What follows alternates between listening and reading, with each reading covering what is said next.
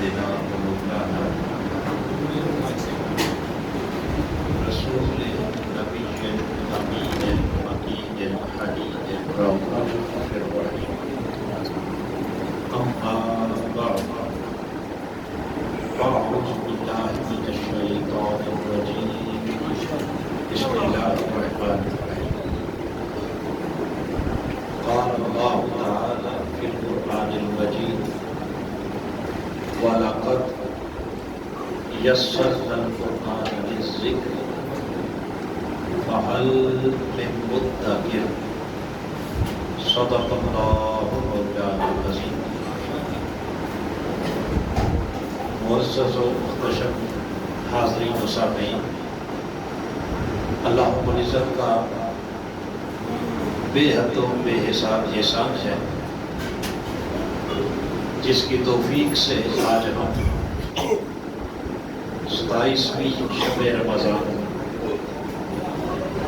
اور لیلۃ القدر کی ان بڑی ہی مقدس مبارک اور پاکیزہ ساعتوں اللہ کے حضور حاضر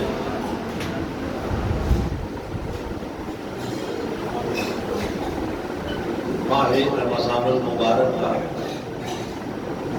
یہ آخری عشرہ اور اس عشرہ میں پھر شب قدر جو نزول قرآن مجید کی رات ہے، اس رات خالق کائنات نے تاجدار کائنات صلی اللہ تعالی علیہ وسلم کی امت کی ہدایت اور رہنمائی کے لیے ایک عظیم نسخہ عطا کیا قرآن مجید کی صورت میں،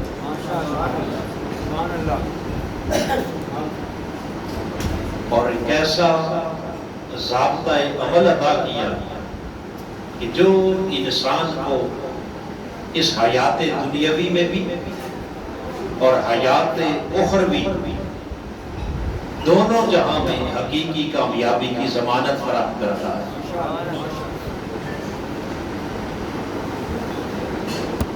اس قرآن مجید سے متعلق اللہ پاک نے فرمایا وَلَقَدْ يَسَّرْنَا الْقُرْآنَ لِلذِّكْرِ، لوگوں ہم نے اس قرآن کو تمہاری نصیحت کے لیے آسان بنا دیا، تمہاری ہدایت کے لیے، تمہاری رہنمائی کے لیے اور تمہاری نصیحت کے لیے اس قرآن کو کیا کیا؟ آسان بنا دیا۔ فَهَلْ مِن مُّدَّكِرٍ، بس ہے کوئی جو اس قرآن میں غور و فکر کرے اور غور و فکر کر کے پھر اس قرآن سے نصیحت حاصل کرے۔ اب یہاں دو باتیں بڑی قابل توجہ ہوتی ہیں۔ ایک یہ کہ اللہ نے اس قرآن کو جو نازل کیا، اس کے نزول کا مقصد خود خالق کائنات بیان کر رہا ہے، یسرنا القرآن للذکر،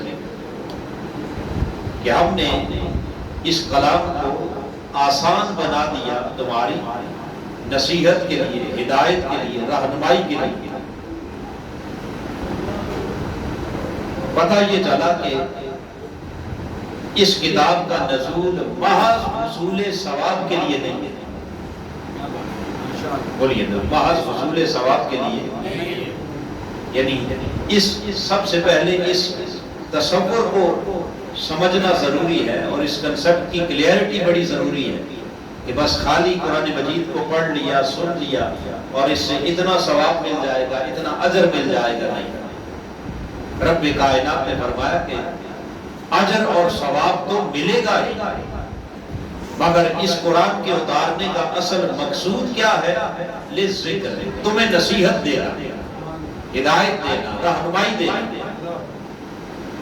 اب سوال یہ ہے کہ باری تعالیٰ تیرا یہ قرآن ہمیں کس بات کی نصیحت کرتا ہے؟ یہ قرآن ہمیں بولیے کس شے کی نصیحت کرتا ہے؟ آخر نصیحت تو ہوتی ہے نا کسی بات کی، نصیحت کیا ہوتی ہے؟ کسی مثال کے طور پر ایک استاذ، ٹیچر، وہ اپنے طلبہ کو، اسٹوڈنٹس کو جب نصیحت کرتا ہے تو کہتا ہے اپنا سبق یاد کیا کرو۔ تو سبق یاد کرنے کا یہ کہنا بھی ایک کیا ہے؟ بولیے اسی طرح باپ بیٹے کو کہتا ہے بیٹے اپنا خیال رکھا کرو، یہ بھی کیا ہے؟ ڈاکٹر مریض سے کہتا ہے دوائی وقت پر لیا کرو، یہ بھی کیا ہے؟ تو نصیحت ہوتی ہے کسی نہ کسی باپ کی۔ تو باری تعالیٰ تو نے قرآن کو جب ہمارے لیے نصیحت بنایا تو اس میں کون سی نصیحت رہے؟ کس بات کی نصیحت؟ خالق کائنات نے فرمایا لوگوں کہیں سے آپ کو ایک نصیحت ملے گی، کہیں سے 2 باتوں کی نصیحت، کہیں سے 4 باتوں کی نصیحت ملے گی، مگر اس قرآن کو ہم نے خالی ذکر نہیں کہا بلکہ ذکر کے اوپر الف لام داخل کر کے اس کے اندر معنی عموم کا ڈال دیا اور اشارہ اس امر کی طرف کیا کہ تمہاری پیدائش سے لے کے موت تک، تمہاری ماں کی گود سے لے کے قبر تک، قبر سے لے کے قیامت تک، اور قیامت سے لے کے جنت تک، تمہاری دنیا کی زندگی ہو یا آخرت کی، اور اس زندگی کا کوئی موڑ، کوئی مرحلہ وہ آپ کا انفرادی ہو، اجتماعی ہو، روحانی ہو، مادی ہو، ظاہری ہو یا باطنی ہو، اگر کسی بھی مرحلے پر تمہیں کامیابی کی منزل تک پہنچنے کے لیے جو نصیحت اور ہدایت ضرورت ہوگی، اس قرآن سے بڑھ کر اور اس قرآن سے بہتر تمہاری رہنمائی کرنے والی اور کتاب ہوگی۔ اس میں اللہ نے تمہاری دنیاوی کامیابی کا راز بھی اس قرآن میں رکھا ہے اور تمہاری اخروی کامیابی کا راز بھی کہاں رکھا ہے؟ بولیے، اس قرآن مجید کے اندر رکھا ہے۔ لہذا اس کو یوں سراپا نصیحت بنایا کہ بندے کی زندگی کا تعلق دنیا سے ہو یا آخرت سے، اس کے ظاہر سے ہو یا باطن سے ہو، اس کی مادیت سے ہو یا روحانیت سے، اس کی ساری کامیابی کا سرکل وہ جڑا ہوا ہے کس کے ساتھ؟ اس قرآنی نصیحت کے ساتھ۔ اب اسے ایک بڑی سادہ اور سمپل مثال کے ذریعے اگر سمجھنے کی کوشش کریں تو خالق کائنات رب ذوالجلال اس نے جہاں ساری کائنات خلق بنائی، ساری کائنات خلق بنائی، تو اس ساری کائنات خلق کا جو مقصود ہے وہ ہے انسان۔ ساری مخلوق کا جو مقصود کیا ہے وہ کیا ہے؟ ساری خلق، ہر شے وہ انسان کی خدمت کے لیے پیدا ہو۔ بات سمجھ آئے؟ ہر شے انسان کی، نباتات، جمادات، چاند، سورج، ستارے، آسمان، زمین، دریا، سمندر، یہ سب کچھ انسانی خدمت کے لیے ہے، مخدوم انسان ہے۔ بولیے، مخدوم، اور اللہ کا مقصود انسان ہے۔ لہذا جو مقصود الہی انسان ٹھہرا، اب حاضرین محترم اس انسان کو کامیابی کی منزل سے ہم کنار کرنے کے لیے کچھ رہنمائی بھی درکار تھی یا نہیں؟ بولیے نا جی، یعنی انسان اس کائنات کا اتنا اہم جز اور اتنا امپورٹنٹ پارٹ اس کائنات کا، اسے اللہ نے کیا اس دنیا میں بھیج کر بغیر کسی ہدایت اور رہنمائی کے یوں ہی چھوڑ دیا جیسے مرضی کرو؟ بولیے۔ اب آپ اور آگے چلیں تو وہ تو خالق کائنات ہے۔ اس دنیا کے اندر اب ہم دیکھتے ہیں کہ جب بھی کوئی بڑا سانے کہتے ہیں کاریگر، بنانے والا کوئی شے بناتا ہے، کوئی مشین ہی بناتا ہے، کوئی نہ کوئی مشین، کوئی بھی پروڈکٹ جب وہ اس کو لانچ کرتا ہے، کیا اسے صرف بنا کر آپ کے رحم و کرم پر چھوڑ دیتا ہے جیسے مرضی چلائے؟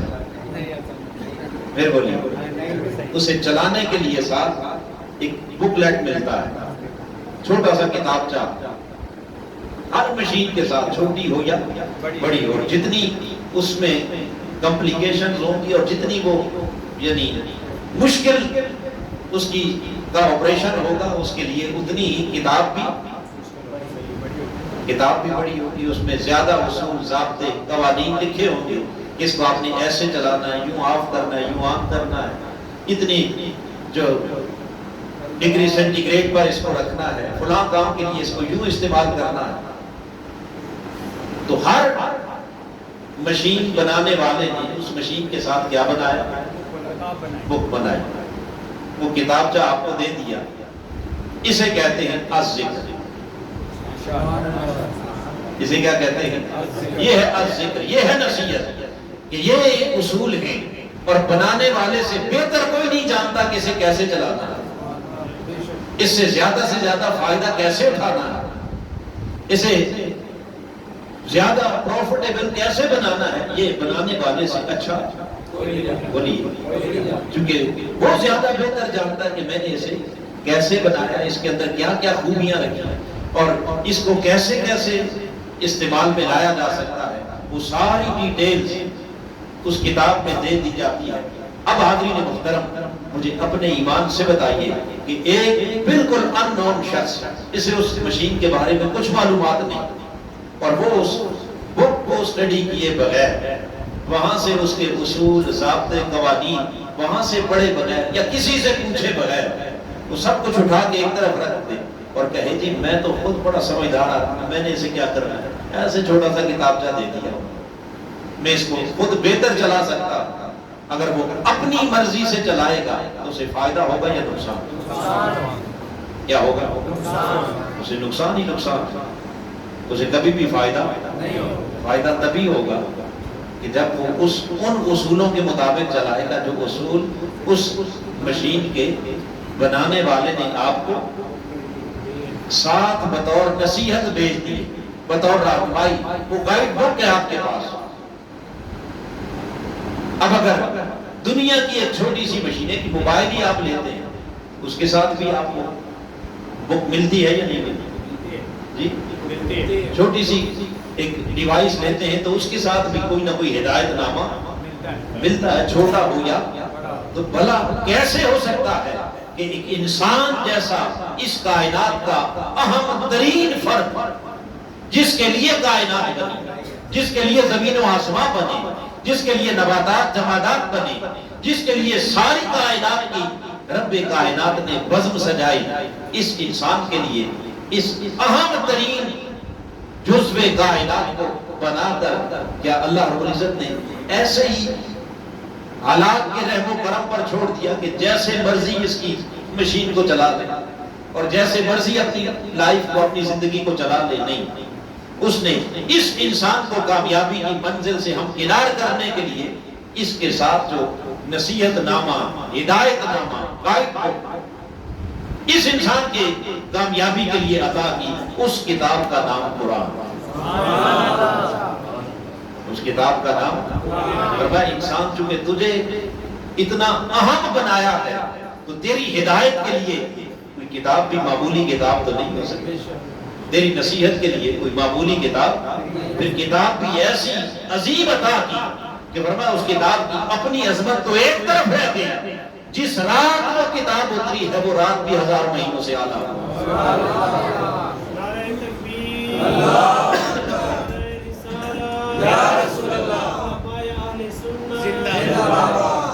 جس رات وہ کتاب نازل ہوئی، اگر اس کتاب کے نزول کے سبب سے وہ رات 1000 مہینوں سے کیا ہو گئی؟ افضل ہو گئی، اعلیٰ ہو گئی، تو خود سوچئے کہ اس کتاب کی اپنی عظمت کا عالم کیا ہو.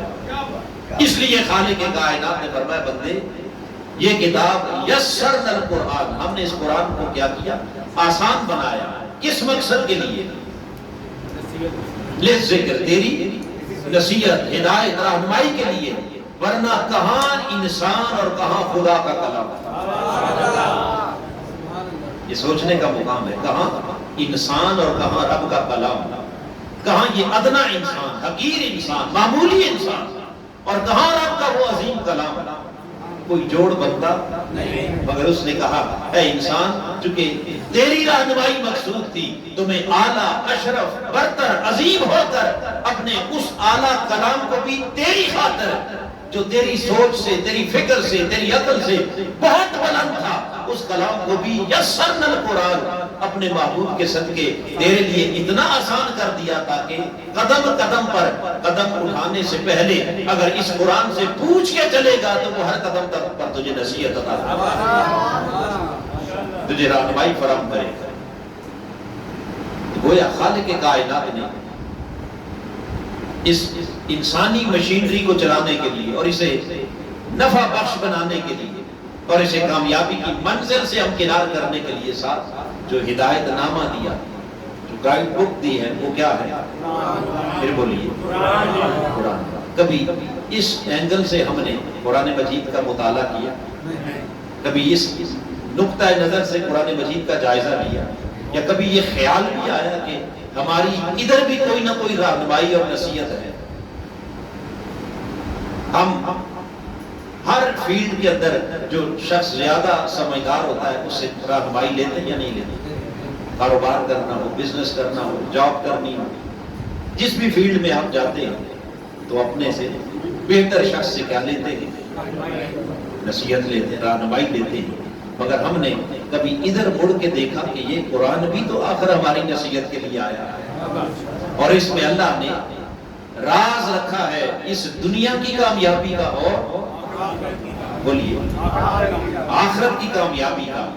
اور پھر کیا کیا نصیحتیں، کیا کیا ہدایتیں اس قرآن کے اندر اللہ نے اتاری، اپنے محبوب سے خطاب کیا۔ رب کائنات نے سورہ نحل کے اندر فرمایا وَنَزَّلْنَا إِلَيْكَ الْكِتَابَ تِبْيَانًا لِكُلِّ شَيْءٍ، اے میرے حبیب ہم نے آپ پر وہ کتاب اتاری ہے جو ہر شے کو کھول کھول کر بیان کرتی ہے۔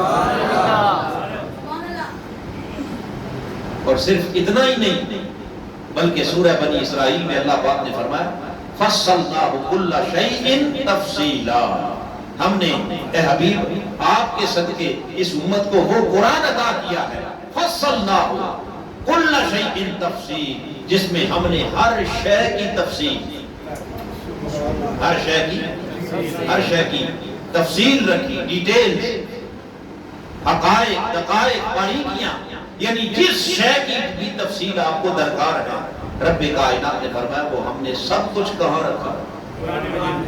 لا رتب ولا یابس الا فی کتاب مبین۔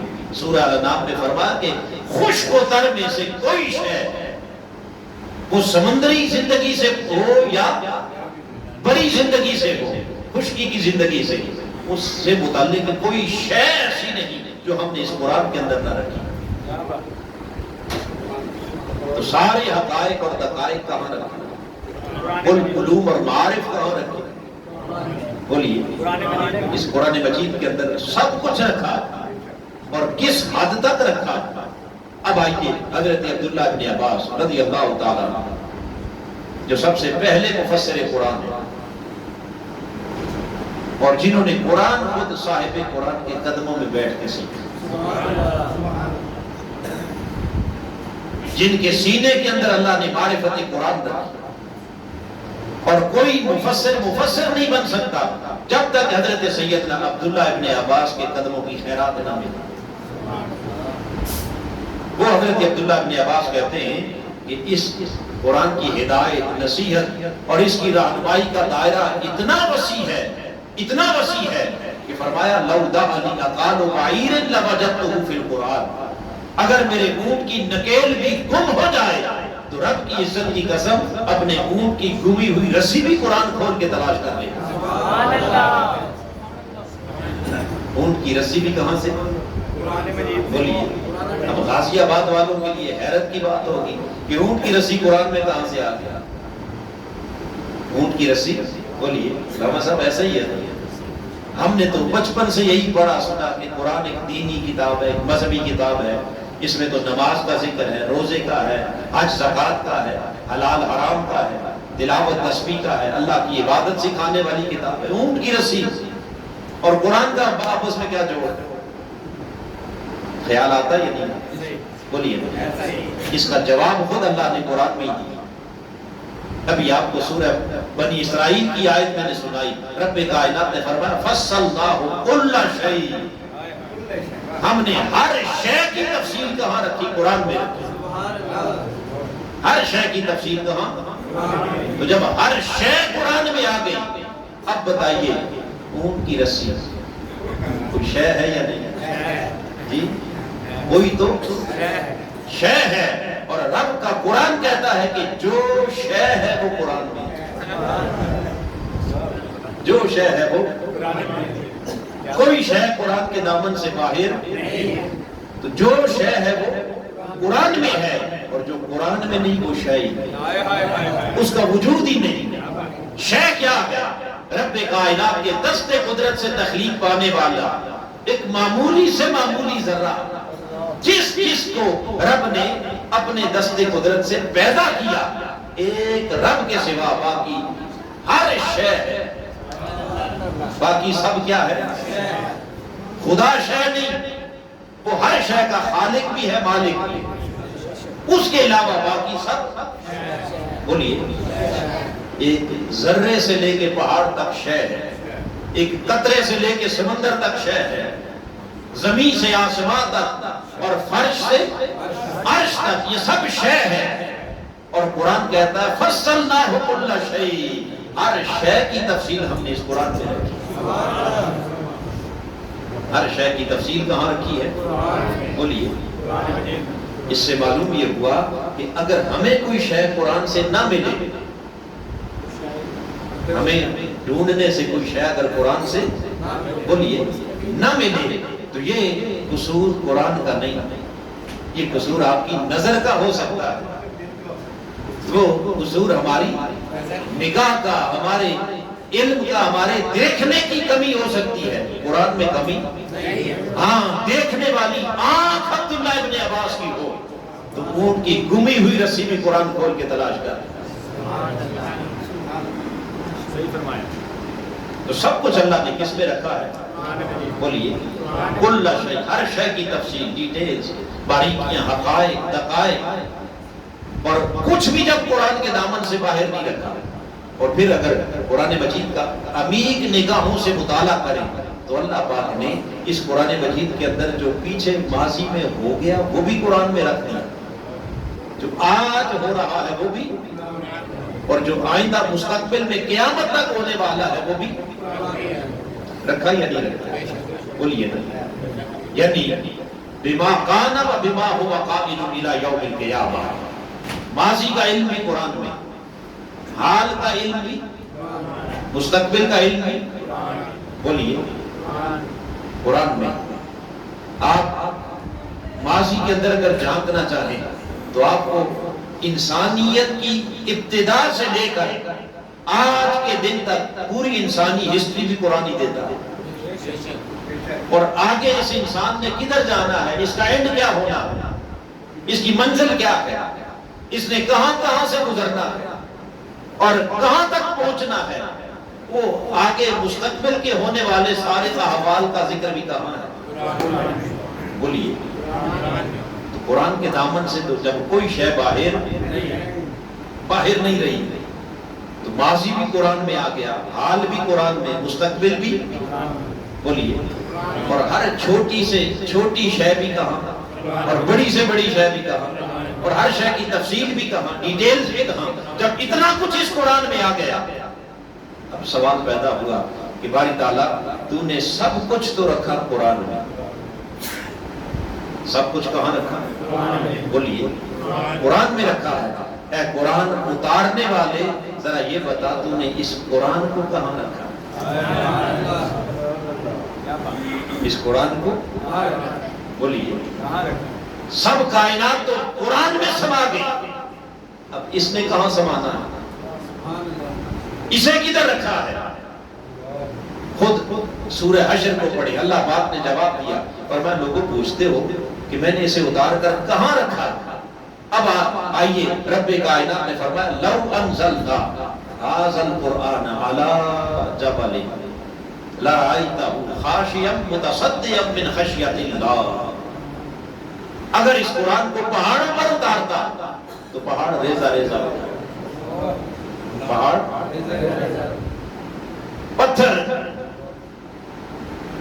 پانی ہو جاتا، چٹانیں چکنا چور ہو جاتا، ان میں سے کوئی شے بھی اس قرآن کو اٹھانے کے قابل نہیں۔ بولیے، کیونکہ یہ علم اور معرفت کا اتنا عظیم خزانہ ہے کہ جس میں ماضی بھی ہے، حال بھی ہے، مستقبل بھی ہے، اور سب سے بڑھ کر کائنات کا مقصود انسان، اور اس انسان کی ہدایت دونوں جہاں کے اندر، اس کی ہدایت، رہنمائی اور کامیابی کا اصل راز اس قرآن میں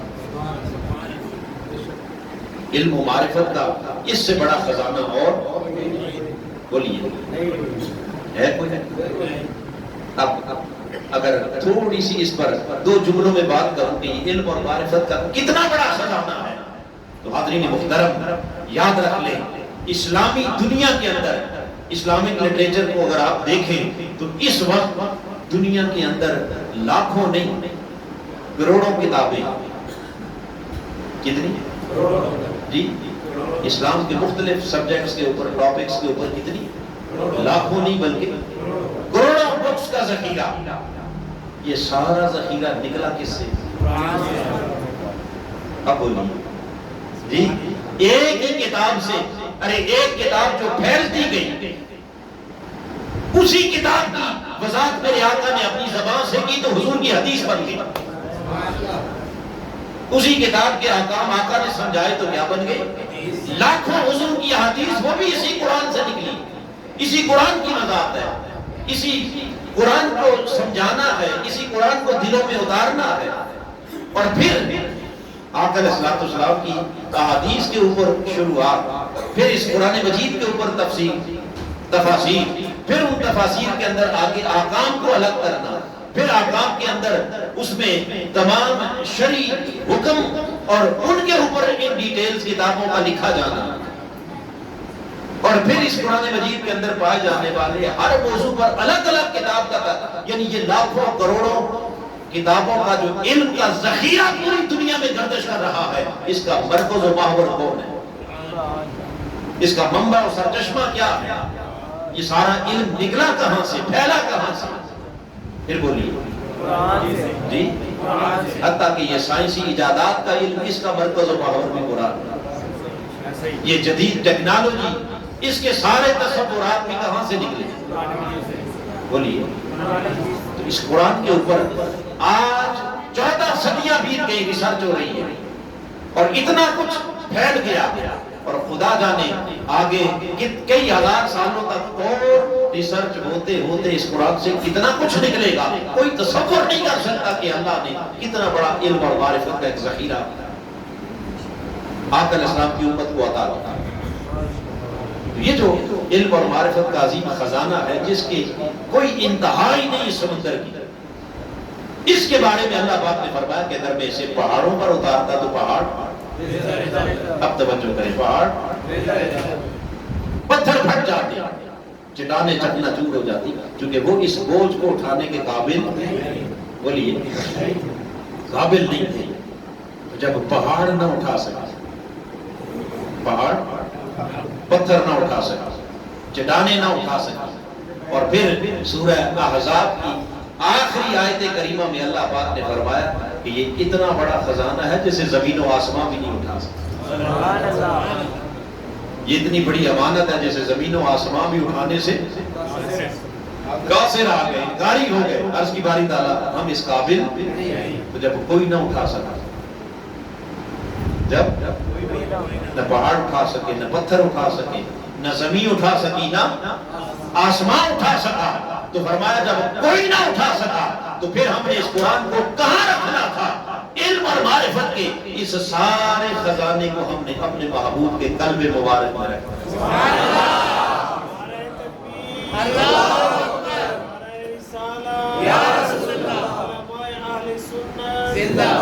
حضور کے سینہ اقدس میں رکھ دیا۔ کہاں رکھا؟ حضور کے سینہ مبارک میں رکھا۔ اور لطف کی بات یہ ہے کہ ادھر کہا پہاڑوں پر اترتا تو پہاڑ ریزہ ریزہ ہو جاتے ہیں، اور ادھر حبیب کے سینے پر جب اترنے کی بات کی تو فرمایا لِنُثَبِّتَ بِهِ فَوَادًا، اے پیارے یہ جو قرآن آپ کے قلب مبارک پر اترتا چلا جا رہا ہے، آپ کا قلب مبارک پہلے سے مضبوط سے مضبوط تر ہوتا ہے۔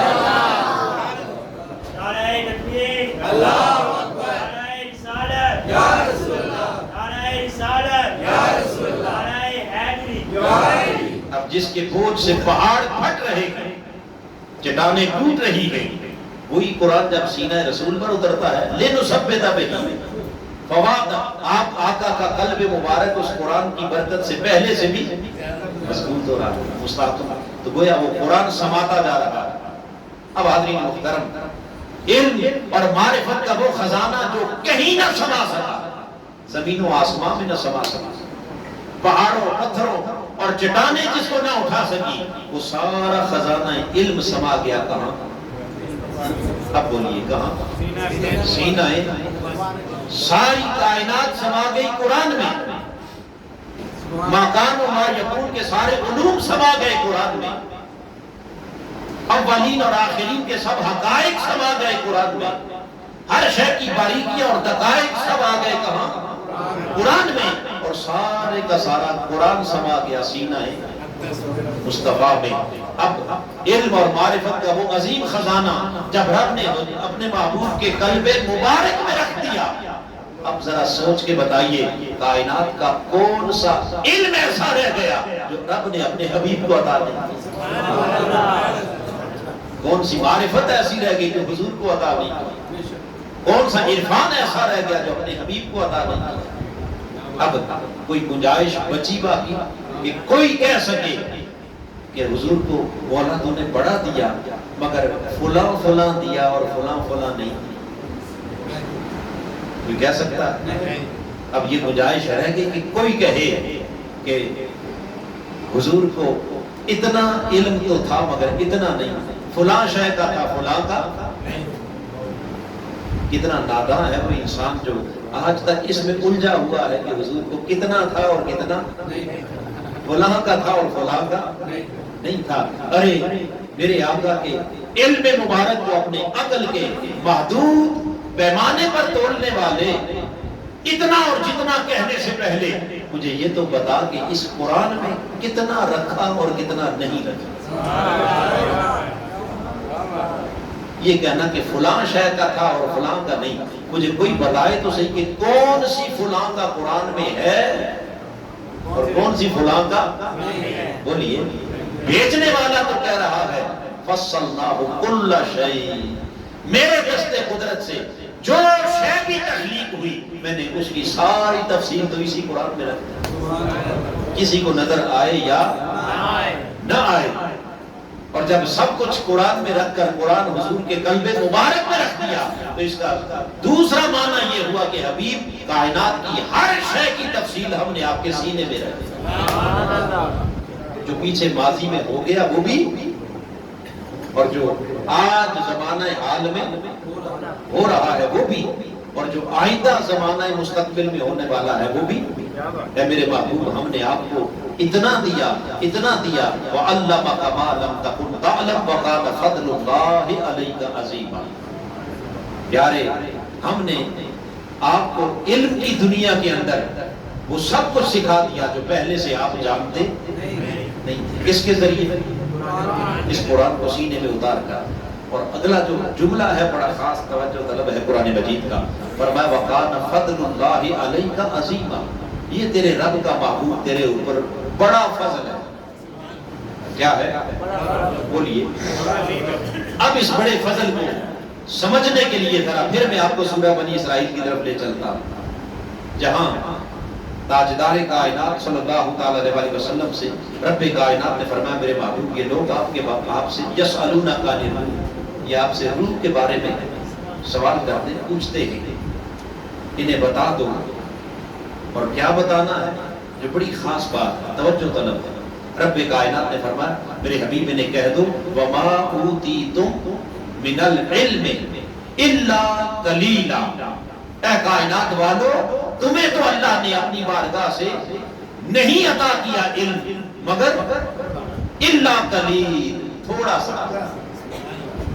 کیا؟ پھر بولیے۔ اب یہاں خالق کائنات اپنے حبیب کی زبان اقدس سے اعلان کروا رہا ہے کہ پوری کائنات کو جو علم ملا، کیا جتنا ملا، ساری کائنات کا علم اللہ کے علم کے مقابلے میں کیا ہے؟ قلیل۔ پھر بولیے اور پھر خالی کلیل نہیں کہا بلکہ کلیلا، یہ کلیلن اس کے اوپر جو دو زبر تنوین ہے، یہ تنوین اس کی اور قلت کو ظاہر کرتی ہے کہ تھوڑا نہیں بالکل تھوڑا سا،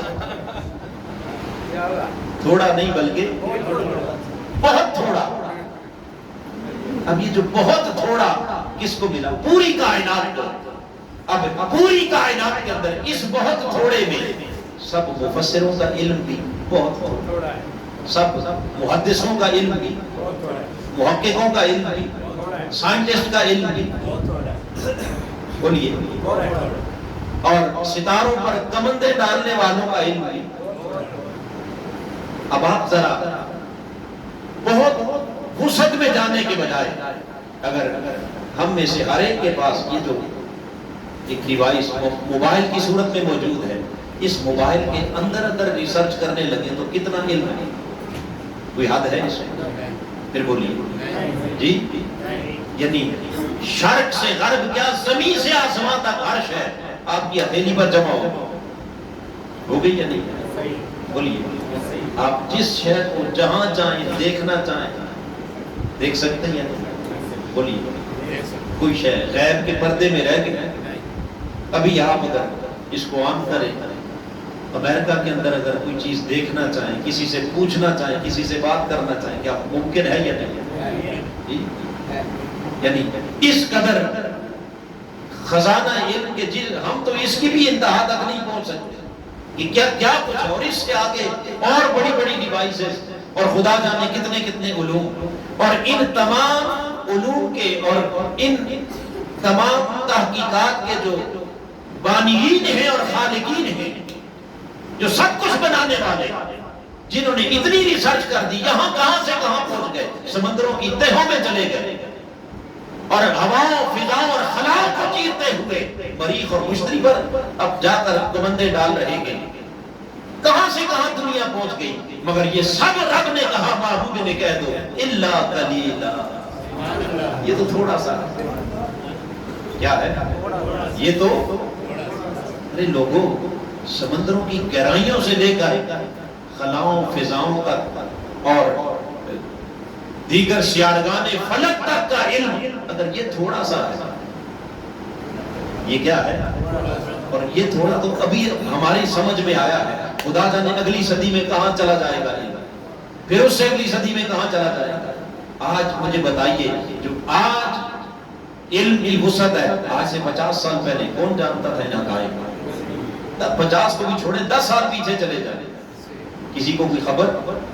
آج دنیا کہاں پہنچ گئی، اگلے 50 سال میں خدا جانے کہاں، اس سے اگلے 100 سال میں خدا جانے کہاں، اب قیامت تک دنیا اللہ جانے کہاں سے کہاں پہنچے گی، مگر جہاں پہنچ جائے اس نے کہا کبھی بھی نے بتا دو یہ تو تھوڑا سا، یہ کیا ہے؟ یہ تو تھوڑا سا دیا ہے۔ اگر تھوڑے کا عالم یہ ہے الا قلیلا، لوگوں اگر اس کے دیے ہوئے میں سے قلیل اتنا وسیع ہے تو کیا شان ہوگی اس حبیب کی جسے قلیل نہیں کہا وَكَانَ فَضْلُ اللَّهِ عَلَيْكَ عَظِيمًا، تجھے جو دیا ہے وہ قلیل نہیں دیا، وہ تو عظیم دیا۔ آپ کو جو دیا ہے وہ قلیل نہیں بلکہ کیا دیا ہے؟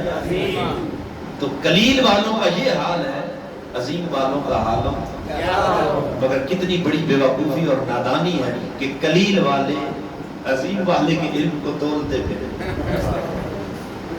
جن کا اپنا قلیل ہے جی، وہ بھئی ایک جو پیمانہ بنا ہی چھوٹا ہے، پیمانہ بنا ہی چھوٹا ہے، سونا تولنے کے لیے پیمانہ بنا ہے اور اس کے اوپر آپ جو ہے وہ لوہا تولنا شروع کر، تو ایسا ممکن بولیے؟ تو ہر ایک چیز کو تولنے کے پیمانے بھی الگ الگ جدا جدا ہوتے ہیں۔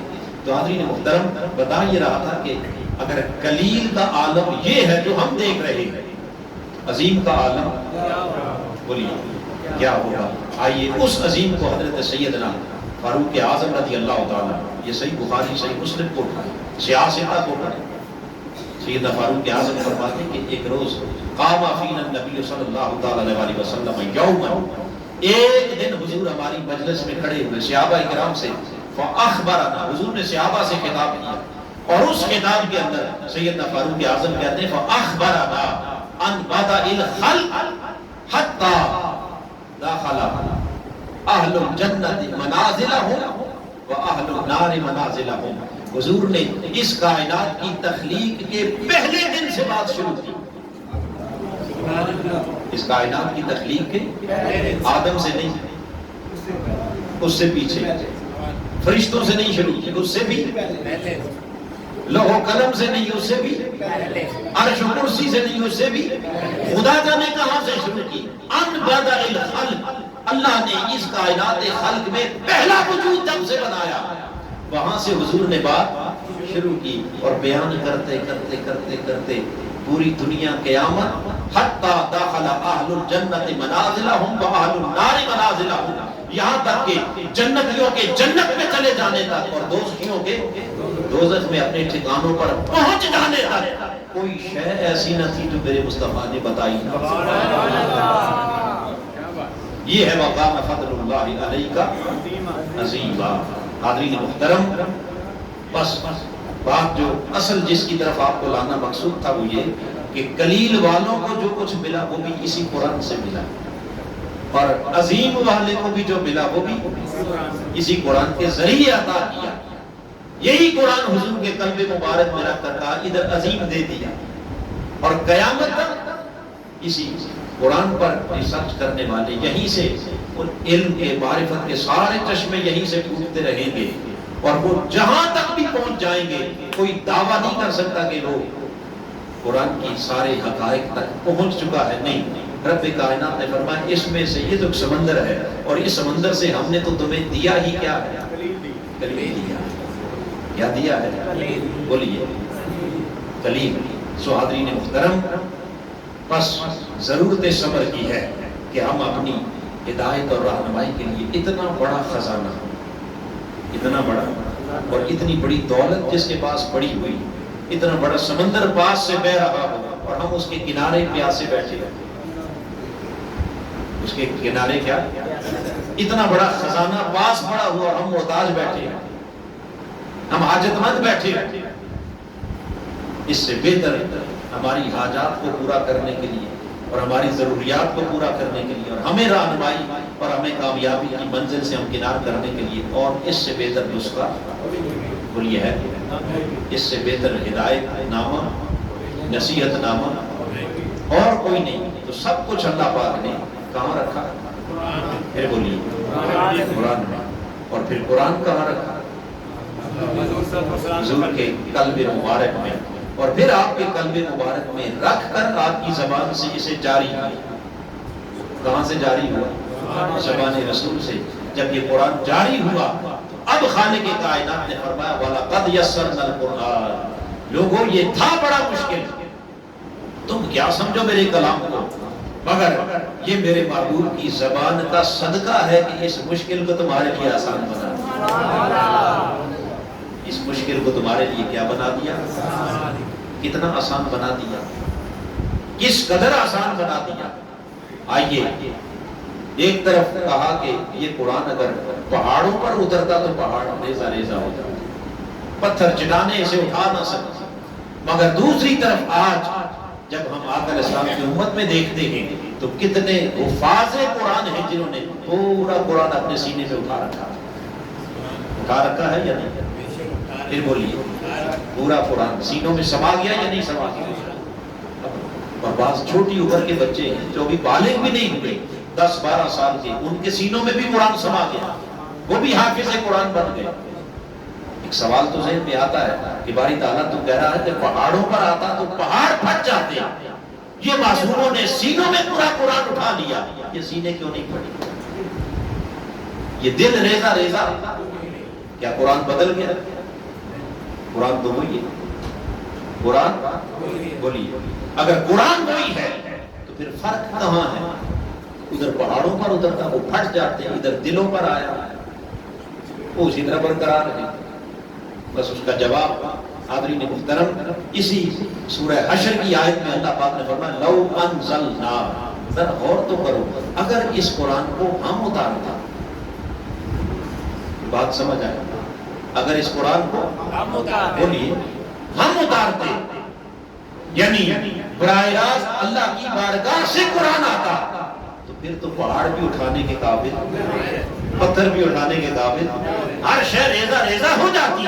یہ جو سینوں میں اٹھائے پھرتے ہو، یہ فقط اس لیے کہ یہ قرآن تمہیں بارگاہ خدا سے نہیں، یہ قرآن تمہیں ملا ہے وسیلہ مصطفیٰ سے۔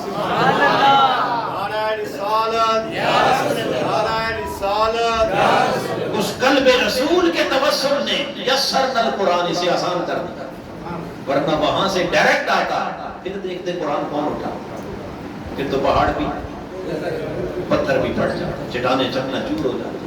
تو یہ سب فیض ہے کس کا؟ سینہ واسطہ، توسل ہے سینہ مصطفیٰ کا، زبان مصطفیٰ کا۔ پتہ یہ چلا کہ حضور کی زبان مبارک اور آپ کے قلب مبارک کا اگر وسیلہ درمیان سے نکال دیں تو قرآن تک رسائی ممکن نہیں۔ بولیے، جب قرآن تک رسائی ممکن نہیں تو ہدایت کہاں سے آئے گی؟ پھر رہنمائی کہاں سے ملے گی؟ تو رہنمائی قرآن سے ہے، اور قرآن واسطہ مصطفیٰ سے، قرآن وسیلہ سینہ مصطفیٰ سے، وسیلہ زبان مصطفیٰ سے۔ تو پتہ یہ چلا کہ بغیر حضور کے توسل کو مانے قرآن تک پہنچنا ہی ممکن بولیے نہیں۔ تو پتہ چلا کہ قرآن مجید سے اگر ہدایت لینی ہے، رہنمائی لینی ہے، تو پہلے ان قدموں تک پہنچیں جن کے توسل سے تمہیں قرآن رب نے عطا کیا۔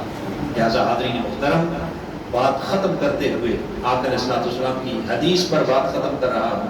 میرے آقا نے فرمایا تھا لوگوں، اگر ہدایت کی منزل چاہتے ہو تو انی تارک فیکم ثقلین، تمہیں دو چیزیں دے کے جا رہا ہوں۔ کتنی؟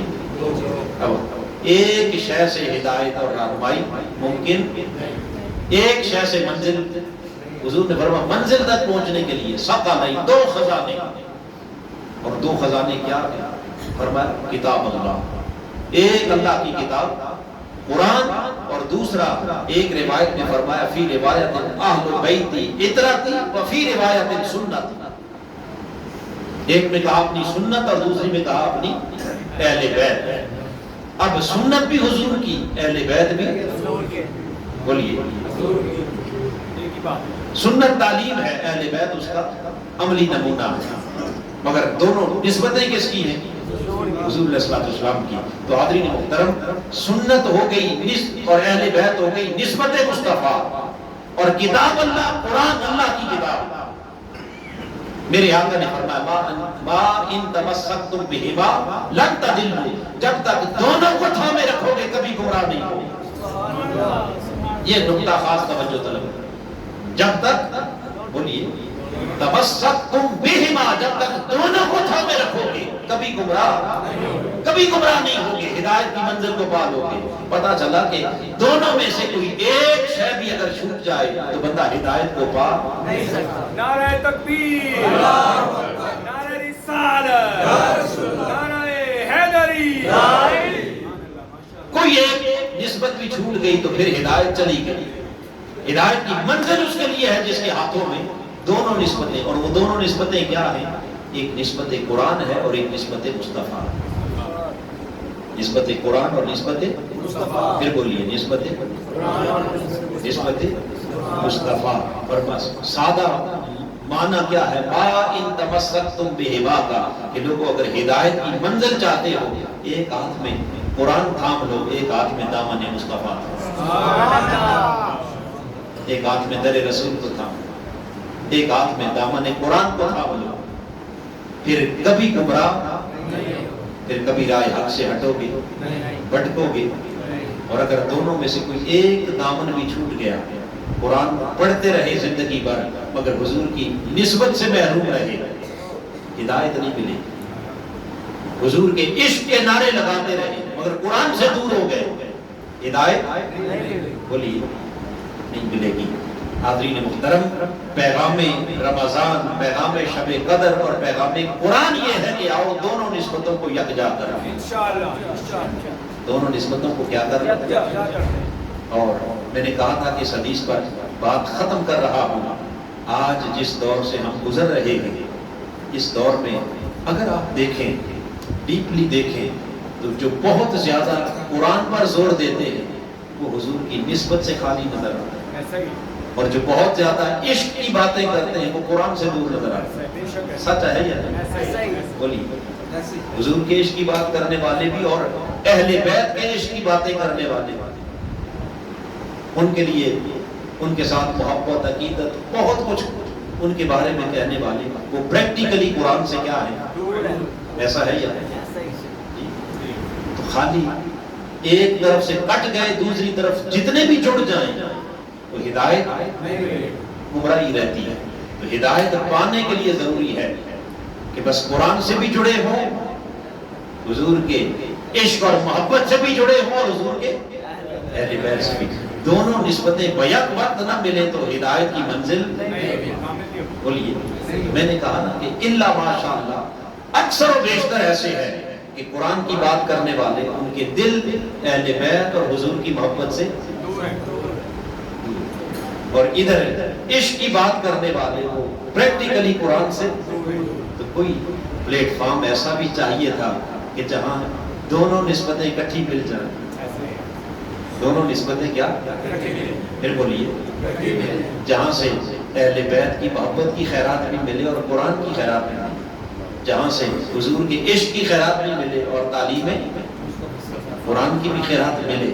تو حاضرین محترم، ہماری خوش نصیبی ہے کہ اس پرفتن دور میں اللہ پاک نے ہمیں منہاج القرآن کی صورت میں ایک ایسا پلیٹ فارم عطا کیا ہے کہ جہاں دونوں نسبتیں بیک وقت بطور خیرات ایک ہی جگہ سے مل جائیں۔ ملتی ہیں یا نہیں؟ بولیے، آج 27ویں شب رمضان ہے، یعنی 20 کے بعد آج یہ چھٹی رات ہے 21 رمضان المبارک سے لے کر۔ تو آپ اگر منہاج القرآن کے مرکز پر کبھی جا کر وزٹ کریں نا ان دنوں میں، تو وہاں ہزارہ لوگ معتکفین جو بیٹھے ہوئے ہیں، اور ہر رات شیخ الاسلام وہاں انہیں عشق رسول کا درس بھی دیتے ہیں اور قرآن کا درس بھی دیتے ہیں، حب اہل بیت کا درس بھی دیتے ہیں، اور بولیے اونچا بولیے قرآن مجید کا۔ چونکہ یہ دو نسبتیں نہ ملیں تو ہدایت کامیابی، اس کامیابی کے لیے ضروری ہے کہ ہم دونوں طرف جڑے رہیں، قرآن سے بھی اور حضور کی محبت سے بھی، حضور کی اہل بیت سے بھی۔ اگر ایک دامن بھی ہاتھ سے چھوٹ گیا، اور پھر اس جڑنے کے لیے ضروری ہے کہ ہم کیوں نہ اس دسترخوان پر آ جائیں جہاں سے دونوں ڈشیں ملتی ہیں، دونوں ملتی ہیں، جہاں آپ کو اہل بیت کی محبت کی ڈش بھی ملے، حضور کے عشق کی ڈش بھی ملے، اور فہم قرآن کی ڈش بھی ملے۔ حاضرین محترم، یہ آج کے اس دور کے اندر اللہ کا بڑا انعام ہے، بڑا احسان ہے، بڑی غنیمت سمجھیں اس کو، اور یہ نسبتیں اپنی سلامت رکھیں، اور اس نسبت کے ساتھ پھر قرآن سے بھی جڑیں، اور حضور کی حال سے بھی، اور آقا علیہ الصلوۃ والسلام ذات سے بھی، حضور کے قدموں سے بھی یہ نسبت سلامت رہے، ایمان بھی سلامت رہے، پھر دنیا میں بھی کامیابی ہے اور آخرت، دونوں جہاں کی نجات اسی کے لیے ہے جس کو قرآن اور صاحب قرآن کے قدموں سے نسبت۔ یہ نچوڑ ہے آج کی گفتگو، یہ کرکس اور یہ خلاصہ ہے آج کے اس درس قرآن کا، اور یہ پیغام ہے ماہ رمضان کا، اور یہ میسج ہے آپ کے لیے اس شب قدر کا۔ اللہ رب العزت ہمارے دلوں میں اتارے اور ہمیں عمل کی توفیق عطا فرمائے، آمین وما علینا الا البلاغ۔ اللہم صلی علی سیدنا محمد وعلی آلہ وصحبہ۔